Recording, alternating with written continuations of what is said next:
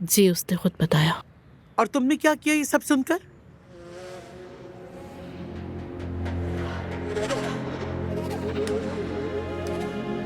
मुझे बहुत अफसोस है, ये अचानक हो गया, खुद पर काबू न रख सकी। बेटी ऐसा मत किया करो। मैं नहीं चाहती कि हर बार घर से निकलते हुए फिक्र में पड़ जाऊं। हर वक्त तुम्हारे बारे में नहीं सोच सकती। मैं वादा करती हूँ दोबारा ऐसा नहीं होगा। लेकिन आप जानती हैं, मुझे वाकई समृद्ध पर बहुत तरस आया। मैंने कभी भी नहीं सोचा था कि ऐसा होगा। और अदनान का क्या? उसने ईशा को दफन किया और जमरुद को सिर्फ अपनी औलाद का मसला है। अजमत साहिबा, शायद इसी वजह से आप मुझे सब्र की तलकीन किया करती थी, मगर वो कभी अलग नहीं होंगे और अब मैं भी उनसे कोई ऐसी उम्मीद नहीं रखूंगी। तुम नहीं रखती, मगर वो तुमसे जरूर कुछ तवक्को रखेंगे। सब्र करो।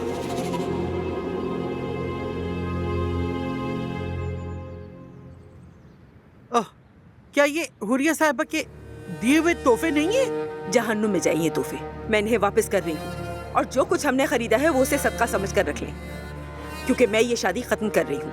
देर होने से पहले हम इसे रोक देते हैं। सुनिए, अब मैं सोच रही थी अब जबकि हालात काफी बेहतर हो चुके हैं, पुरसुकून है, तो क्यों ना इन दोनों की शादी कर दी जाए। अगली गर्मियों में कर देते हैं। हुरिया साहिबा, हमने अभी अपनी पोती और सोहा के शौहर को दफन किया है। क्या बात कर रही हैं आप? फिर मेरे पास एक और तजवीज है, यानी फैसला आप खुद कर लीजिएगा। हम पुलिस स्टेशन जा सकते हैं ताकि आप उन्हें साफ साफ बता दें कि आपने अदनान के वालिदैन के साथ क्या किया था। सही है ना? समझ रही है मेरी बात? अब फैसला आपके ऊपर है। ये बताओ, आखिर कब से तुमने खुद फैसले करने शुरू कर दिए? नवीन बेटा, जवाब दो। अम्मी, अब ये क्या हो रहा है? क्या लगता है ये हुरिया साहिबा को देने जा रही हूँ और बात खत्म। लाओ, ये मुझे दे दो सब। अम्मी, मैं बदमज़गी नहीं चाहती। ये मुझे दो। क्या हो गया है तुम्हें? आखिर तुम मेरी बात समझ क्यों नहीं रही हो? सुनो, इस वक्त गुस्से का फैसला तुम्हें मुसीबत में डाल सकता है। 2 दिन रुक जाते, लतीफ से बात करते, अब्बास से बात करते, फिर फैसला कर लेंगे। परेशानी क्या है? अम्मी, अब्बास और आप ऐसी कौन सी बात जानते हैं जो हमें नहीं पता? प्लीज हमें भी बताएं। 1 हफ्ता पहले तक तो आप हुरिया और मलिया से सख्त नफरत करती थी, फिर अचानक क्या हुआ जो आपने उन्हें सर पर बिठा लिया? ऐसा क्या हुआ कि आप और अब्बास न उसे इनकार कर सके और न ही लतीफ को उससे मंगनी करने से रोक सके? देखिए, आपने मेरे बेटे को किस मुसीबत में डाल दिया। सुने, लतीफ को कुछ भी नहीं हुआ है अम्मी। उस पर कोई मुसीबत नहीं आएगी। मुसीबत तो मलिहा पर आएगी। मलिहा को और जमरुद आपा को आपकी वजह से सब कुछ सुनना पड़ा। यहाँ सिर्फ एक जमरुद आपा ही है जो आप सबकी इज्जत करती हैं। अगर आपको बस चले तो उनकी जिंदगी भी बर्बाद कर दे।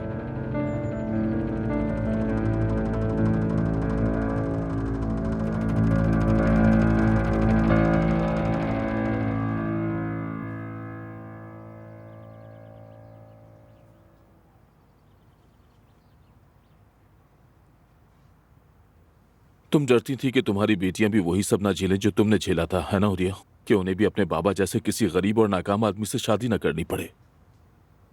तुम जानते थे, है ना? मैं बेवकूफ नहीं हूं हुरिया, नियत अच्छी थी मेरी।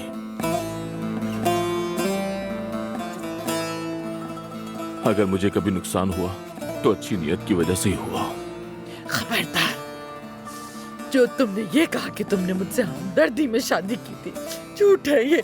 तुम हमेशा मुझसे मोहब्बत करते थे, मेरा ख्याल रखते थे।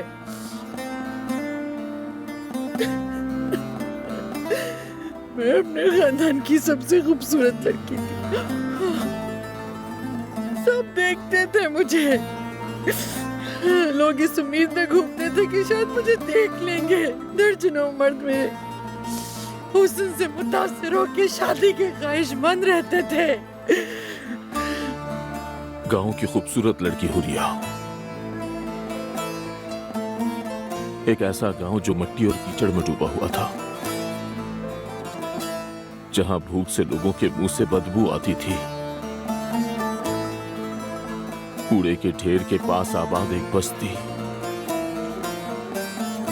मगर तुमने अपनी हकीकत को नजरअंदाज किया।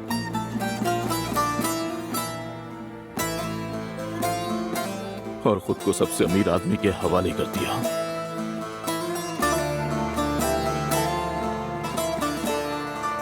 उसे जिसे तुम पा न सकी, उसने तुम्हें इस्तेमाल किया और फिर ठुकरा दिया।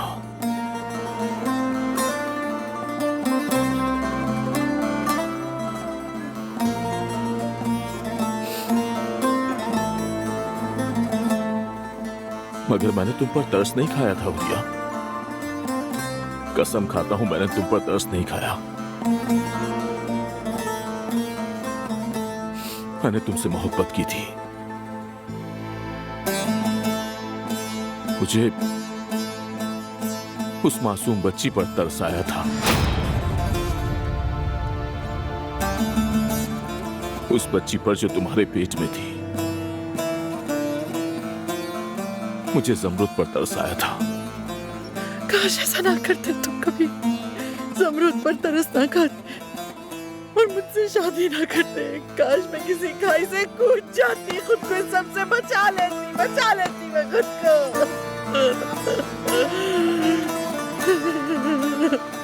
लाओ चाबी दो मुझे।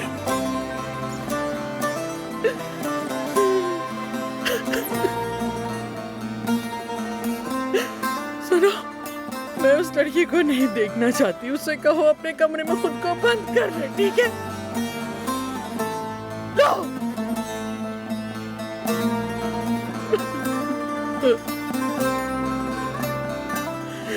क्यों पुराने जख्म को रहते हो मेरे? क्यों रुस्तम? क्यों करते हो ऐसा?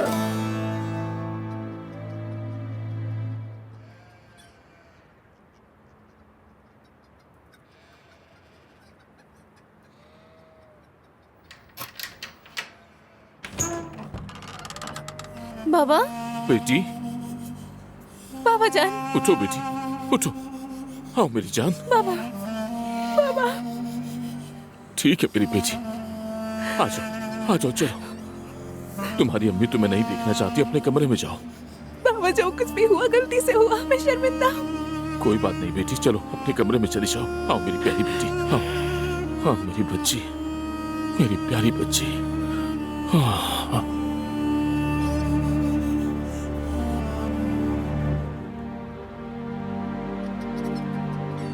ये सब हुरिया का ही मंसूबा था। उसे डर था कहीं शादी मनसूख ना हो जाए, इसलिए अगर लतीफ के साथ सो जाए तो हम इस शादी से पीछे नहीं हट सकेंगे।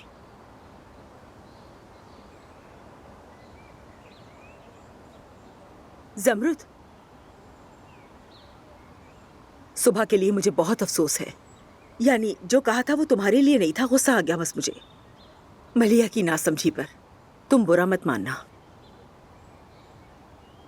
ठीक है, मैं मानती हूँ मलिहा से गलती हुई है, लेकिन गलती लतीफ की भी है।